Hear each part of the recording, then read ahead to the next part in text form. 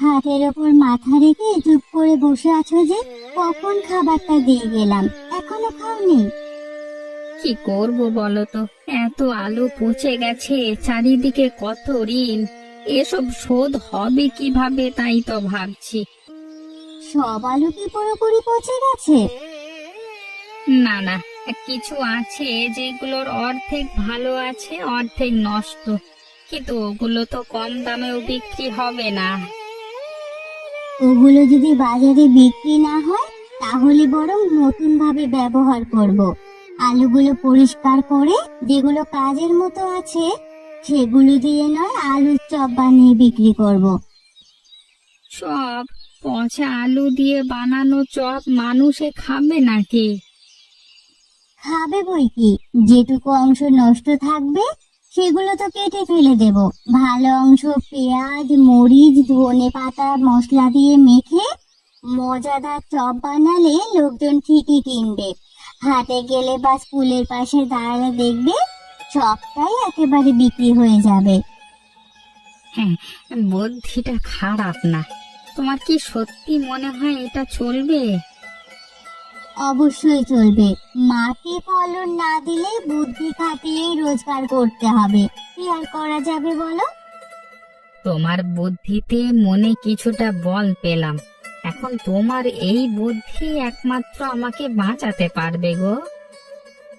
তাহলে চলো, কাল থেকেই আমাদের নতুন ব্যবসা শুরু করি। তবে এখন বাইরে দোকান দিতে গেলে খরচ বাড়বে। তার থেকে বরং বাড়িতেই একটা সাইডে দোকানের মতো করে সব বিক্রি করব। কিরে হরিপদ, তোর আলুর চপ তো সারা গ্রামে বিখ্যাত হয়ে গেছে। আর মশলার মাপটা এমন নিখুঁত যে একবার খেলে বারবার খেতে ইচ্ছে করে। সন্ধেবেলায় তোর দোকানের চপ আর মুড়ি না হলে সন্ধেটা ঠিক জমে না। ওদের মুখে এমন প্রশংসা শুনে সত্যি খুব আনন্দ হচ্ছে। মনে হচ্ছে আমার দোকানটা যেন এই গ্রামের প্রাণ হয়ে উঠেছে। তবে সত্যি এই মণিমালার বুদ্ধি আর তোদের সহযোগিতা না থাকলে আমি এসব কিছুই করতে পারতাম না।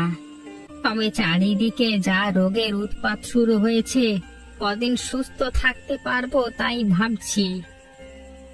কি রোগ? আমি তো কিছু শুনিনি। সেদিন মৃণালদা বলছিল হঠাৎ নাকি অনেকে অসুস্থ হয়ে যাচ্ছে। প্রথমে গায়ে জ্বর, তারপর ভয়ানক ক্লান্তি। কিন্তু সবচেয়ে অদ্ভুত ব্যাপার হলো কিসের থেকে রোগটা হচ্ছে কিছু বোঝা যাচ্ছে না। এখনো পর্যন্ত শুনলাম 7-8 জনের হয়েছে। আমাদের সতর্ক থাকতে হবে।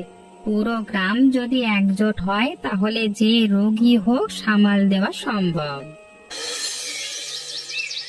আরে তুমি শোনোনি, এই যে নতুন রোগটা ছড়াচ্ছে সব হরিপদর পচা আলু চপ খাওয়ার ফল।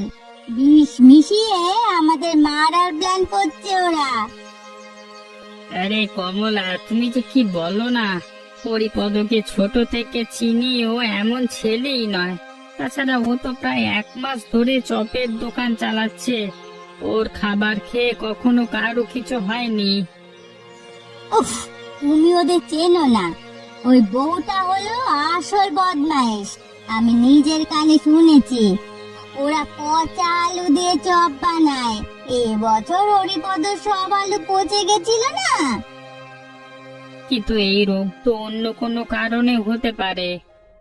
তুমি বুঝতে পারছো না? আমি বলছি তো, নিশ্চয়ই চপের ভেতরে গন্ডগোল রয়েছে। কি জানি, এক একজন এক এক রকম কথা বলছে। আমার তো মনে হয় না চপ থেকে কিছু হচ্ছে। তুমি নিজেই ভেবে দেখো, যদি সত্যি হরিপদ বিষাক্ত চপ বিক্রি করত, তাহলে আমি এখনো কিভাবে সুস্থ আছি? আমি কি কম খাই ওর দোকানের, মানে ওই দোকানের চপ? তোমার হজম শক্তি ভালো তাই। দেখো কমলা, গুজব ছড়ালে গ্রামে অশান্তি বাড়বে। আগে সবাই মিলে ডাক্তার ডেকে আসল কারণটা বের করি, না হলে হরিপদর মতো নির্দোষ মানুষ অকারণে দোষী হয়ে যাবে। পচা আলু দিয়ে চপ বানিয়ে তুই তো সর্বনাশ ডেকে এনেছিস। সবাই তো তোকেই দায়ী করছে। আর বলছে তুই নাকি পচা জিনিস খাইয়ে মানুষের পেট ভরাস, আর এখন গ্রামে রোগ ছড়িয়ে মানুষজনকে মারছিস। আমার নামে মিথ্যে দোষারোপ করা হচ্ছে। আমি কোনোদিন কারোর ক্ষতি করিনি। যতদিন দোকান খুলেছি সৎভাবে শুধু দুবেলা ভাত জোটানোর চেষ্টা করেছি। সৎভাবে? এই রোগটা হুট করে শুরু হলো বলছিস? তোর চপের দোকান খোলবার পর পরই এই রোগের উৎপাত শুরু হয়েছে। এই অসুখের আসল কারণ আমি জানি না, তবে আলু পচে গেলেও যেটুকু ভালো ছিল সেটা দিয়েই তো আমি চপ বানিয়েছি। আমি তোমাদের কাছে যেমন আলুর চপ বিক্রি করেছি, আমার ছেলে মেয়েরাও কিন্তু দিনের পর দিন আলুর চপ খেয়েছে। ওই ওদের তো কিছু হয়নি। কিন্তু গ্রামের সবাই তো বলছে তোর চপ খেয়ে অসুখ হয়েছে। আমি সবার কথা অগ্রাহ্য করি কিভাবে বলতো? মোড়ল মশাই, মানুষের মুখে মুখে গুজব ছড়াচ্ছে, এর দায় তো আমার না। তোর যুক্তি ঠিক, তবে লোকজনের রোষ শান্ত করা সহজ নয়। আমাকে সব দিক বিবেচনা করতে হয়। প্রমাণ আসুক, তারপর বিচার করবেন। আমি কি তাহলে যেতে পারি? ঠিক আছে, আজকে তুই বাড়ি যা, আমি দেখছি কিভাবে সব দিক সামলানো যায়। আমরা কি দোষ করলাম যে গ্রামের সবাই আমাদের থেকে এভাবে মুখ ফিরিয়ে নিল? দোষ করিনি, তাও কিছু মানুষ নিজের স্বার্থে যাকে খুশি অপরাধী বানিয়ে দেয়। আজ বাজারে গেলাম, এক দানা ধানও কেউ দিল না, কূপ থেকে জলও আনতে মানা করেছে। এভাবে তো আর বাঁচা যাবে না। ছেলেটা তখন থেকে কান্নাকাটি করছে, একটু ভাতও দিতে পারছি না। কষ্টে বুকটা ফেটে যাচ্ছে আমার। আমি তোমাকে কথা দিচ্ছি, আমি আজকে রাতের মধ্যেই যেভাবেই হোক তোমাদের খাবার জোগাড় করব। ওপরওয়ালা ঠিক সত্যি মিথ্যে বিচার করবেন, তুমি দেখো। হ্যাঁ, একদিন গ্রামবাসীরাই আমাদের কাছে ক্ষমা চাইবে। কাকা, গ্রামের একই অবস্থা, হঠাৎ এত মানুষ একসাথে অসুস্থ হয়ে পড়েছে, কি ব্যাপার বলো তো? কি জানি কোনটা সত্যি কোনটি মিথ্যে কিচ্ছু বুঝতে পারছি না। কেউ বলে রোগ নাকি ওই চপ খাওয়ার জন্য হচ্ছে, আবার কেউ বলে গ্রামের উপর কোন অশুভ ছায়া নেমেছে।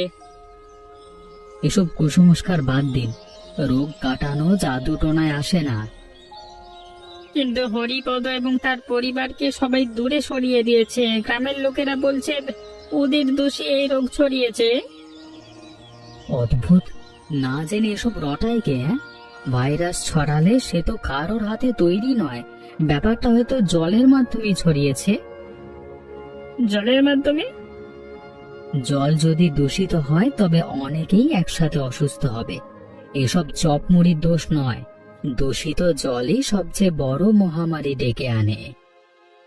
তাই নাকি? অথচ গ্রাম জুড়ে সবাই এক সুরে হরিপদকে দোষ দিচ্ছে। কাকা, অবিশ্বাস আর অন্ধবিশ্বাস খুব সহজেই নির্দোষ মানুষকে দোষী বানিয়ে দেয়। আমি দেখছি কি করা যায়। আগে কূপের জল পরীক্ষা করতে হবে। যতক্ষণ না সত্যিটা সামনে আসছে ততক্ষণ কাউকে দায়ী করা অন্যায়। অনির্বাণ বাবু, আপনি তো এ কদিন গ্রামের অনেক চিকিৎসা করলেন, সত্যি কি হরিপদর এই চপই রোগের কারণ? একেবারেই না। আমি কয়েকদিন ধরে পরীক্ষা করে যা বুঝলাম, এই রোগের আসল উৎস হলো গ্রামের পুকুরের জল। সবাই যেটা খাচ্ছে, স্নান করছে, গরু ছাগল নামাচ্ছে, সেই জলে জীবাণু জন্মেছে। তবে লোকজন বিশ্বাস করছে না, তারা বলছে হরিপদ ইচ্ছে করে পচা আলুতে কিছু মিশিয়ে খাইয়েছে। সেটা ভুল ধারণা। আমি চপ পরীক্ষা করেছি, তাতে কোনো বিষ নাই, বরং পুকুরের নোংরা জল প্রতিদিন শরীরে যাচ্ছে বলে এই অসুখ। পুকুরের জল আর পান করা যাবে না। পরিষ্কার কুয়োর জল খাবেন অথবা জল ফুটিয়ে খাবেন। অনির্বাণ বাবু, গ্রামে তো অদ্ভুত ঘটনা ঘটেছে। যারা ওই চপ খেয়েছে তারা তো এখন সুস্থ হচ্ছে। হ্যাঁ, আমি জানতাম এটাই হবে। ওই পচা আলুর মধ্যে বিশেষ কিছু ব্যাকটেরিয়া জন্মেছে, তারা রোগ সৃষ্টিকারী জীবাণুর সাথে লড়াই করছে। তাহলে হরিপদ নির্দোষ? গ্রামের সবাই তোকে এক ঘরে করে দিয়েছে। অন্যায় করেছে, হরিপদ একেবারেই নির্দোষ। আমরা গ্রামবাসীরা সবাই আজকে হরিপদর বাড়িতে গিয়ে ওর কাছে ক্ষমা চাইবো। ডাক্তার বাবু, আমি সারা জীবন আপনার কাছে কৃতজ্ঞ থাকবো। এতদিন যারা বলছিল আমি নাকি বিষ খাইয়েছি, আজকে তারাই আমাকে সাধুবাদ দিচ্ছে, আমার কাছে এসে ক্ষমা চেয়েছে।